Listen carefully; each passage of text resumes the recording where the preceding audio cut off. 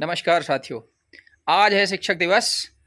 तो मेरे प्यारे सभी साथियों को शिक्षक दिवस की बहुत बहुत शुभकामनाएं।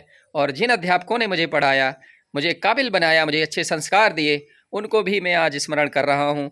तो दोस्तों, आज इस अवसर पर मैं आज अपने मन की कुछ बात करना चाहता हूं। मैं कुछ कहना चाहता हूं इस अवसर पर।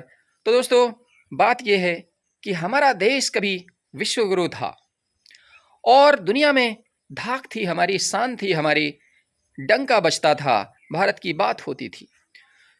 तो दोस्तों, आज भी हम ये कहते हैं, सुनने को मिलता है और हमारे जन जन की आकांक्षा है कि पुनः हम विश्वगुरु की उस पदवी पर पहुंचे जहां पर कभी हम थे।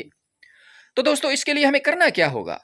तो इसके लिए हमारे माननीय प्रधानमंत्री जी ने तमाम ढेर सारे लक्ष्य निर्धारित किए हैं, जिनको हमारा देश धीरे धीरे प्राप्त कर रहा है और नई ऊंचाइयों की ओर बढ़ रहा है। तो जैसे हमारा एक प्रमुख लक्ष्य है कि हमारे देश की इकोनॉमी $5 ट्रिलियन को पार कर जाए और ये इकोनॉमी हम बन जाएं, तो ये हमारा एक माइलस्टोन, ये लक्ष्य है हमारा। अभी हाल ही में हमारा देश विश्व की सबसे बड़ी 5 अर्थव्यवस्थाओं वाले देश में शामिल हुआ है। और अभी अभी माननीय प्रधानमंत्री जी ने INS विक्रांत को नौसेना में शामिल किया। तो ये हमारी उपलब्धि है, हमारे देश की गौरव करने वाली बात है। तो दोस्तों, ऐसी तमाम क्षेत्रों में काम करना हमें पड़ेगा, चाहे वो डिफेंस सेक्टर हो, चाहे मैन्युफैक्चरिंग हो, चाहे हमारा कृषि का सेक्टर हो, तो कोई भी सेक्टर हो। और मैं चूंकि गार्डनिंग का काम करता हूं, तो वो क्लाइमेट चेंज का फील्ड हो, तो इन सभी क्षेत्रों में हमारा देश नित नई ऊंचाइयां प्राप्त कर रहा है। पर दोस्तों, एक बात और है जो हम मिस कर रहे हैं, हालांकि वहां पर भी हमारे प्रधानमंत्री जी उसको एड्रेस करते हैं, वो है एजुकेशन का सेक्टर। इस सेक्टर के बिना, बिना एजुकेशन के, बिना क्लासरूम के, क्या भारत कभी विश्वगुरु बन सकता है? आज आप देखेंगे कि हमारे स्कूलों की हालत क्या है। तो यहां पर मैं ये बात आपको बताना चाहता हूं कि जब से हमारे देश में, हमारे खासतौर से उत्तर प्रदेश में माननीय मुख्यमंत्री योगी जी की सरकार बनी है, तब से बहुत सारा काम हुआ है, अभूतपूर्व काम हुआ है। कभी ऐसा होता था कि यहाँ के शिक्षकों की तमाम ऐसी समस्याएं थीं, जैसे मैं आपसे कहूं कि एक सैलरी स्लिप के लिए हमें बाबुओं के चक्कर लगाने पड़ते थे, पर आज एक क्लिक पर वो हमें उपलब्ध है। और बहुत सारा काम ऑनलाइन हुआ है, स्कूलों का काम हो, शिक्षकों की बात हो, तो सभी चीज़ें ऑनलाइन हुए हैं, इससे पारदर्शिता आई है। लेकिन एक चीज़ है जो मैं रोज फील करता हूं, वो है क्लासरूम टीचिंग की। जैसे ये हमेशा होना चाहिए कि हर कक्षा के लिए एक शिक्षक जरूर होना चाहिए। क्या कोई कक्षा बिना शिक्षक के चल सकती है? यदि किसी स्कूल में 5 कक्षाएं हैं, तो कम से कम 5 शिक्षकों की जरूरत होनी चाहिए। क्या एक शिक्षक, 2 शिक्षक से कोई क्लासरूम अच्छे से संचालित हो सकती है? तो आप कहेंगे नहीं हो सकती है। तो मेरा निवेदन है कि इस दिशा में भी बहुत सारा काम करने की जरूरत है, इसमें भी सुधार की जरूरत है, नई नई रिक्रूटमेंट की जरूरत है। इसके अलावा एक जो प्रमुख कार्य है, मेरा एक निवेदन है, वो निवेदन मेरा भारत निर्वाचन आयोग से है कि चूंकि हमारा देश लोकतांत्रिक देश है, डेमोक्रेसी है हमारे यहाँ, तो हर एक 2 साल में, 1.5 साल में कोई ना कोई इलेक्शन होता रहता है। तो इसमें होता क्या है, इन सारे कार्यों में हमारे शिक्षकों की ड्यूटी लगाई जाती है।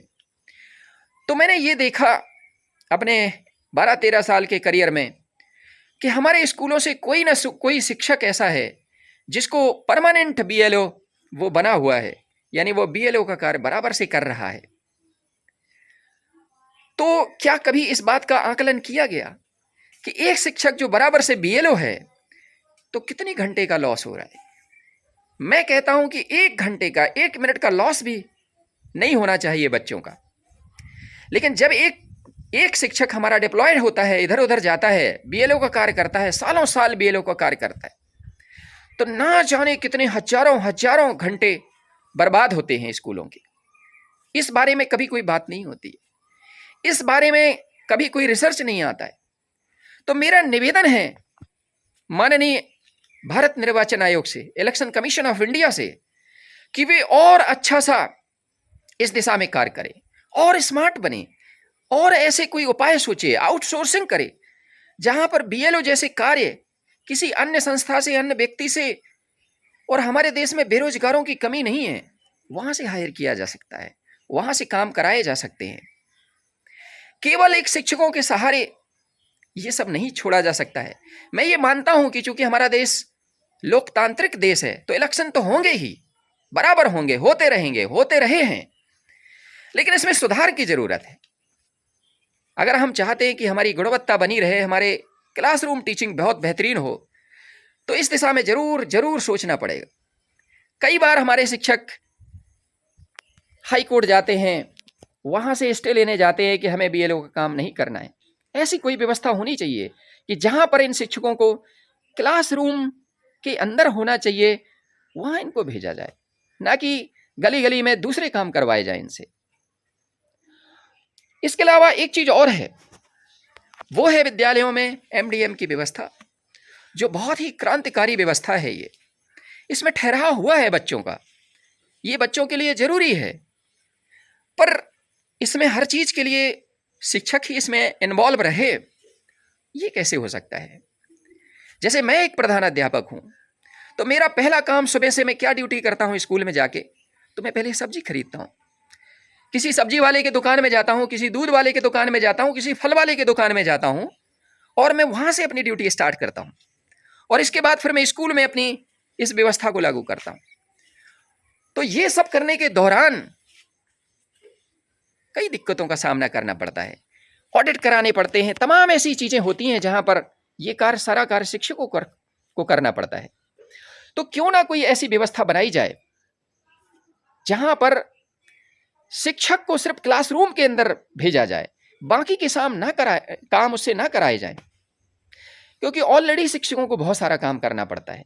और ऐसा नहीं है कि कोई शिक्षक काम करने से मना करता है।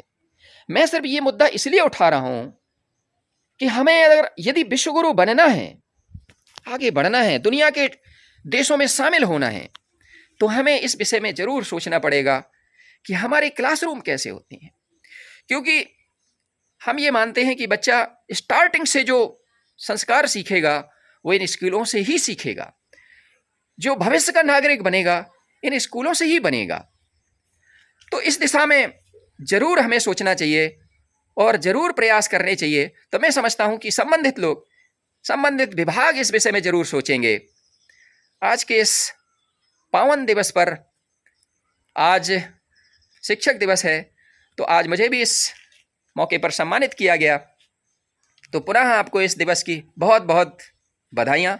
तो आशा है मेरे इस छोटे छोटे बिंदु, जो महत्वपूर्ण बिंदु हैं, इस पर सभी लोग सोचेंगे, ध्यान देंगे। जय हिंद, जय भारत।